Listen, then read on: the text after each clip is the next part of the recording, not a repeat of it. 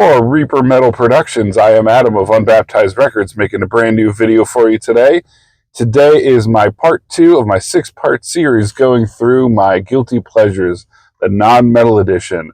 Last video, hopefully you got a good laugh or whatever you got out of it. I went through a couple of different bands and some different genres, talking about some of the non-metal bands that I like that could be considered guilty pleasures. I think to some of you, especially after coming off some of my black metal videos, this might be an absolute shock, and then to others it's not, which is cool either way. But you cannot fault me for being honest. I'm being 1,000% honest, and I'm showing you the physical merchandise here. So I own it physically. I didn't just go out and buy it for these videos. That would be stupid. I actually enjoy this. This is why I have it.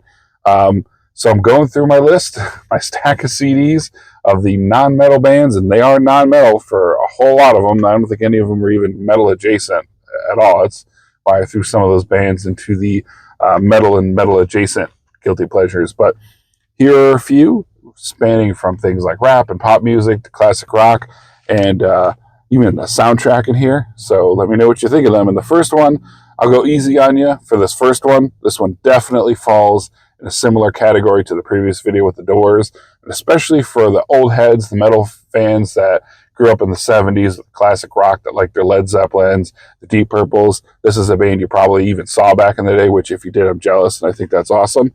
But this is Blue Oyster Cult. So nothing really crazy here, nothing super guilty about this pleasure, but this is called Fire of Unknown Origin. This is one of those bands where I'm definitely guilty of kind of just knowing the main songs by them. So in this case, my favorites are basically the obvious ones. Actually, I didn't even realize they have a song called Heavy Metal. That's pretty funny. But I like Burning for You, and then one other song I can't think of off the top of my head because it is not on this album. Yeah, Don't Fear the Reaper, which I don't think is on here, which is kind of weird. Well, I guess not weird, but yeah, so I would say those are probably the only 2 songs I like by them. But given this was a pickup from a thrift store, it is kind of cool. I do kind of want to listen to more of the music. I'm sure I'll definitely enjoy it somewhat. And I think that those are classics, and I will go out of my way to say this and agree with me or disagree with me, especially if you hate the band, then it's totally irrelevant to you. But I really would hope, especially given the style of music they are, that the band Ghost would cover them. I would be so happy for a 7-inch single of Burning for You and Don't Fear the Reaper. I feel like they would do it justice because it's kind of basically gothic psychedelic rock at this point. So I would really enjoy that. That would be interesting. Next, we have one of the, I'd say 3 soundtracks. I think, yeah, so 2 I have soundtracks to TV shows, 1's to a movie. I don't think I have any more. This one's beat to shit, but I did not buy this brand new. I definitely bought this at a thrift store, and I would definitely treat my albums way better than this. This is the only soundtrack I have to a movie, and that is because of one song, and one song in particular, and anyone who is a fan of this movie would know exactly what I'm talking about, and that is the Star Wars Episode 1 Phantom Menace soundtrack. So if you are a fan of Star Wars, and you, like me, suffered through this crappy-ass movie, especially myself as a kid not knowing any better and having never seen the original movies until way later, you'll know exactly what I'm talking about. So probably one of the best songs John Williams has ever done for Star Wars, and that's really saying something because his work for the original trilogy is an absolute masterpiece, absolutely amazing. One of the best music producers just to exist for movies, other than maybe like Danny Elfman. I love all the shit he's done. And matter of fact, the fact that I may have Oingo Boingo in here somewhere, which is chill out, it's his early shit. And yes, you know who he is, even if you're a Cavolt metal guy, because I'm guarantee you've seen The Simpsons. I would imagine. I almost guarantee you've seen like Beetlejuice or the early Tim Burton Batmans, and Danny Elfman did those too. So yes, he was also just in an 80s pop band called Oingo Boingo, which stupid ass name, but whatever. But yeah, John Williams composed and conducted this with the London Symphony Orchestra, along with the original 3 movies as well, and I'm pretty sure he did the other movies. But Duel of the Fates, that is the scene where the 2 good Jedi fight Darth Maul, and the music definitely takes you to a point where you actually can enjoy the movie a little bit, even though the movie is absolutely horrible, and there's plenty of reasons why. Just go watch the Red Letter Media ripping apart of the first movie especially. It's just absolutely fantastic. But that is one of the best songs in Star Wars score history. And there are some amazing songs like the Binary Sunset, and of course, the intro song, outro song to Star Wars, the Cantina theme, obviously part 1 and part 2, but I would say of all that, Duel of the Fates is fantastic. So that's why I own it. And came across that for about $1, so couldn't turn it down.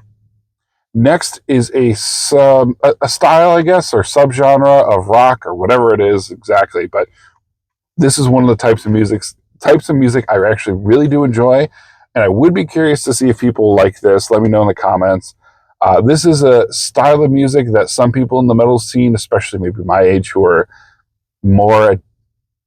maybe more forgiving to the metal scene and did kind of grow up with some of the deathcore, metalcore, and then the industrial and punk stuff, do like, but that is the style of music called ska. So for those of you who don't know what ska is, it's rock and reggae. It's been around for a long time, I think maybe since the 60s.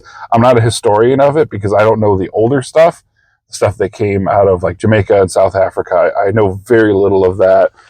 I know more so the 90s ska, which is the pop punk ska, so punk rock ska. One of my favorite bands, and a band I was actually able to see, which is awesome, is the band Less Than Jake.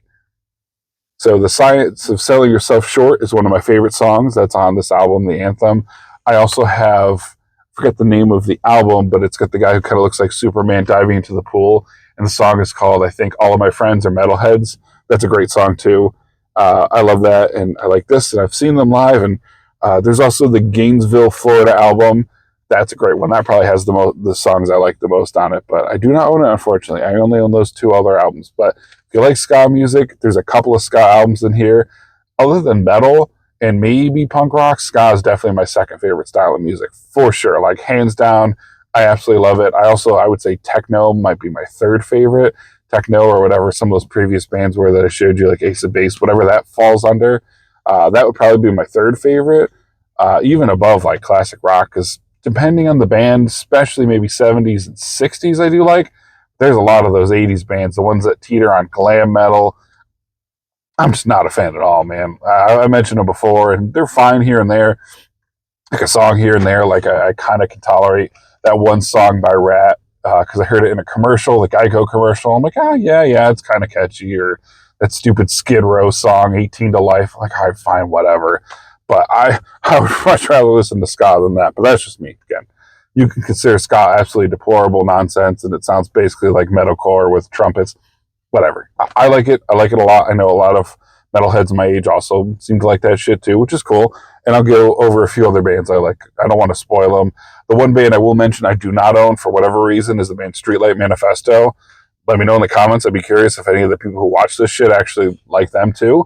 They're a great band. I love them. I actually got to see them twice, which is really awesome, including one time at college. They played for free. I don't own any of their music. I should. I definitely should. I've been a huge fan of them since probably high school, maybe late high school, so like 2007 or something. But yeah, for whatever reason, I don't own it. But that's the only ska band I don't own music by. But I like Less Than Jake, and there's a few other bands I'll show you later. This is a weird one. This one I definitely got at a thrift store because the tag's still on there, only for the one song. And this is sort of like, if you know, you know. This was sort of like a joke thing to buy. It was like $1, but that's Chumbawamba. So if you don't know what this is and you're like, what the fuck is this? Yeah, I don't blame you. So this is the album Tub Thumper.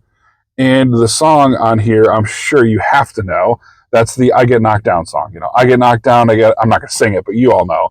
I get knocked down. I get up again. Never going to keep me down. That song. If you're like, oh, yeah, that song. I've heard that before. Yeah, well, I actually own a copy. And I've listened to most of the rest of the music on here, and it sucks. So that's the only thing worth a damn on here, and I wouldn't even say it's really worth it, but I own it because it was a good one. I'm like, why not, man? It's kind of fun to own. So next we have one of the other soundtracks that I mentioned. This is for a TV show, and this is specifically the Christmas classics, and this is for South Park. So this is Mr. Hankey's Christmas Classics. If you're not a fan of South Park and you're like, what the hell is he talking about? I don't really need to explain it. I mean, if you know, you know. That's going to kind of be the theme of some of these, and still has the Goodwill tag on there. So $2. But this is fantastic. This is just hilarious. So if you're a fan of South Park, you know this kind of music. You know the songs that are on here. Pretty offensive. They go out of their way to be just extra offensive and awesome, and I just love it, man. Early South Park was great. I watched a few of the more recent episodes, and man, it just sucks. They should have hung it up a while ago. But yeah, there's literally a song in here. So anyone who knows the song "Oh Christmas Tree," it's originally "O Tannenbaum," right? The German song, and it was just translated. So it literally has, I don't know if you can read it, but our buddy Adolf Hitler right there. So it's a video of Adolf Hitler in hell, singing "O Tannenbaum" while Satan comforts him. So I don't know. I think that's pretty funny. But obviously it's just the audio on this. But yeah. Next, I will pick.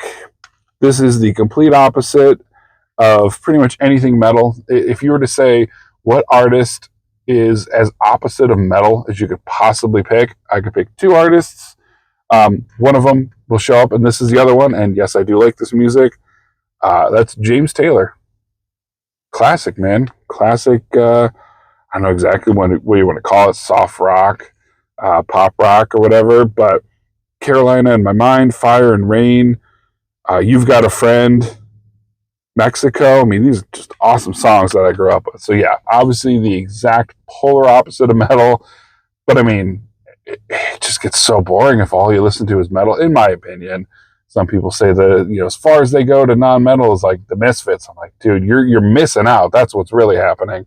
Granted, you don't necessarily have to listen to James Taylor, but I think that's just pretty good. That's what I grew up on. And again, I think it'd be boring if you just listen to one style of music, but you enjoy what you enjoy at the end of the day. So these are the things I enjoy outside of the metal scene. And last but not least, will maybe surprise people, hopefully surprise people. And if you don't like it, that's fine too. Again, don't really give a shit. This is my video. But this is actually, of all of the bands I'm going to show, possibly my favorite. And I own every album by them. And this is going to be kind of weird. And I'd give you 3 seconds to guess, because I imagine even the albums you've seen already, you're probably not going to guess. But I didn't bring all the albums with me, but I will tell you for a 100% fact that this is one of my favorites, and it's not because of the movie Shrek, so that should give you a hint, but that is the band Smash Mouth. So this is the album, I think Fushu Meng or Astro Lounge, I can't really read it. Oh yeah, Fushu Meng. So I actually really enjoy all their music. I actually pretty much enjoy everything on this album, almost everything by the band. Rest in peace to the singer who recently died of, I think, cirrhosis of the liver. It's kind of hard to explain why I like him. I mean, just kind of, I guess I grew up with that style of music. It's sort of a little bit of pop rock with a little bit of ska, that kind of sublime vibe to it or whatever. I don't know why I enjoy it. I just heard a few songs, again, even before that came out on Shrek. I really enjoyed it, and I own all their albums, and I would gladly put a patch on my vest, and it would look super silly next to like a Deicide or a Faith Extractor patch, but you know what? Not going to make any bones about it, man. I really enjoy that kind of music along with metal. And so that's how I represent, my music style. I like a lot of different kinds of stuff, not just metal. And Smash Mouth, for whatever reason, entered my ears, and it's been stuck in there ever since. So let me know what you think. You could say everything I just showed you was absolutely deplorable. That's fine. Again, that's why this is Guilty Pleasures, non-metal edition. And it's going to be quite the difference and quite the palate cleanser from the black metal videos. But let me know what you think either way, and I have about 4 more videos in store for you. So I will see you in the next video.